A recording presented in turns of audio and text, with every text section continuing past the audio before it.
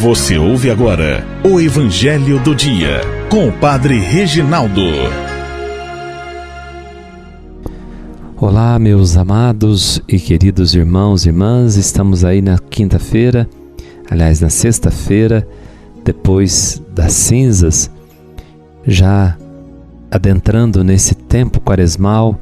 A liturgia vai trazendo uma riqueza de textos para que nos ajude nessa nossa caminhada enquanto povo de Deus, olhando para Deus, voltando-se para Ele, através da oração, do jejum, da caridade e estendendo a mão para os irmãos. A nossa caminhada é enquanto povo e nós vamos olhando para aqueles que estão ao nosso lado.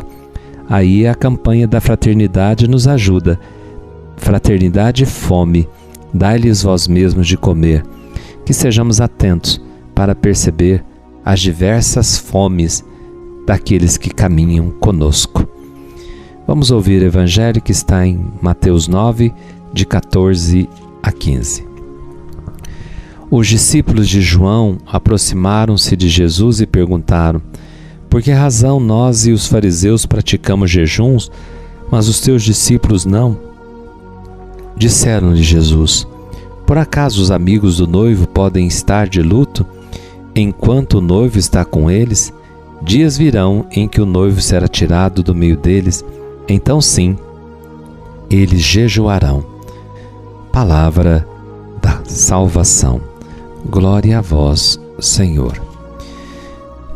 Meus amados e queridos irmãos, aqui no capítulo 9, hoje nós vemos a pergunta dos discípulos de João a respeito do jejum, né? É os discípulos de João que se aproximam de Jesus e perguntam: por que nós, os fariseus, praticam jejuns, mas os teus discípulos não? Eles estão perguntando por que são austeros como seu mestre. Eles recebem de Jesus uma resposta desconcertante. O tempo da vida terrena de Jesus é uma festa de bodas, irmãos, e que não convém o jejum. Aqui Jesus explora o tema de Jesus, o esposo, e João Batista depois vai dizer: eu não sou o esposo, eu sou amigo do esposo. Convém que ele cresça e que eu diminua. Então esse tema Jesus explora, Jesus esposo, que prolonga aquele tema dos profetas, não é? Mas, aludindo ao tempo em que o esposo será tirado dos discípulos, Jesus projeta sua vida à sombra da cruz. Por isso o jejum, que aqui é perguntado e questionado, o jejum, além de ser o sinal do desejo de conversão, é também sinal de espera. O próprio Jesus, como os discípulos de João, jejuou no deserto, assumindo em si a longa espera do esposo. Jesus foi levado para o deserto no início da sua missão e ali ele jejua 40 dias e 40 noites. Então, chegado quando o esposo chega, o jejum não tem mais sentido, porque o esposo já está presente, já chegou. E depois da ressurreição, o jejum retomará o seu significado, à medida em que o tempo da igreja, que agora é o tempo que entre o momento em que lhe foi tirado o esposo e o seu retorno, agora a igreja tem ainda uma dimensão de preparação e construção do reino. Então agora o jejum, que antes era preparando para a chegada do esposo, e ele já veio, o jejum torna-se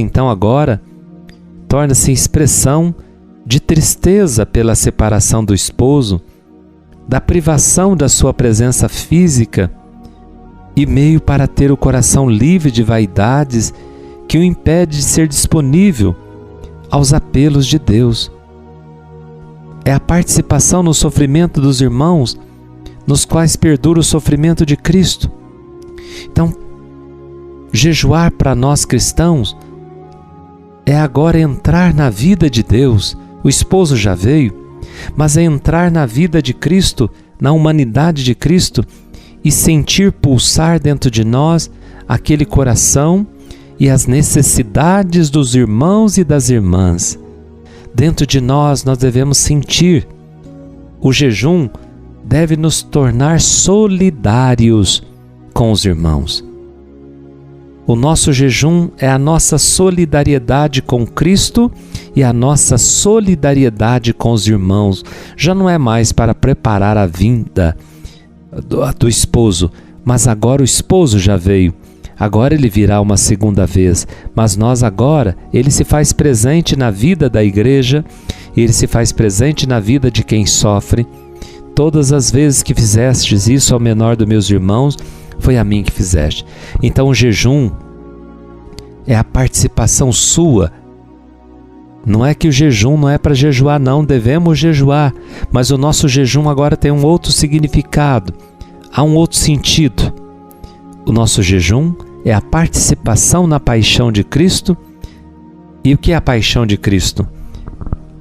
É ainda a humanidade de Jesus que sofre, naquele que passa fome, naquele que ainda sofre pelas diversas fomes, como a campanha da fraternidade nos convida a olhar, a fome de comida, mas a fome também de beleza, a fome de verdade, a fome de justiça, a fome que há tantos e tantas sofrem, a fome de paz, que nós estamos vendo um momento de guerra. Então, o nosso jejum é a nossa participação nessa humanidade sofredora, nessa humanidade que chora e clama, esperando a volta do seu Senhor. Então, quando Ele voltar, será então possível gozar plenamente de todos os bens criados. Então, o nosso jejum quaresmal tem, assim, essencialmente, uma conotação eclesial. Não é algo só pessoal. É o corpo de Cristo, que é a igreja. Então é nesse corpo que é a igreja é que nós entramos e sofremos. Como diz Paulo, completo na minha carne o que falta a paixão de Jesus. Então, nosso jejum está ligado aos dias em que a igreja na terra dedica a espera e a preparação daquele que voltará. Façamos jejum, oremos mais e sejamos mais caridosos. Essa é a proposta do tempo quaresmal. Dá-lhes aos mesmos de comer. O Senhor esteja convosco, Ele está no meio de nós. Abençoe-vos o Deus Todo-Poderoso, Pai, Filho e Espírito Santo. Amém. Fiquem com Deus e até amanhã, se Deus quiser.